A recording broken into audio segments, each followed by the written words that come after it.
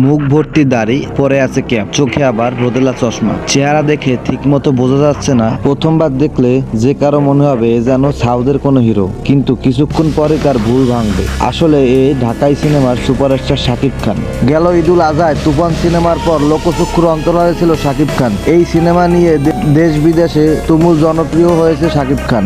এখন শাকিব খান দুবাই আছে। আগামী 2 মাস পরে কিং খান বাংলাদেশে আসলে বরবাদ সিনেমার শুটিং শুরু হবে। আমরা আশা করি শাকিব খানের বরবাদ সিনেমার লুক এটাই। এবারে শাকিবের বরবাদ সিনেমা শাকিবের সাথে জুটি বাঁধবে ইথিকা পাল এবং বরবাদ সিনেমা নির্মাণ করবে শতাধিক নাট্য পরিচালক মেহেদী হাসান হৃদয়। এবং সুপারস্টার শাকিব খানের বরবাদ সিনেমার শুটিং শুরু হওয়ার কথা ছিল চলতি বছরের অক্টোবরের প্রথম সপ্তাহে, যেখানে সুপারস্টার শাকিব খানের বিপরীতে থাকবে প্রিয়তমার নায়িকা ইথিকা পাল।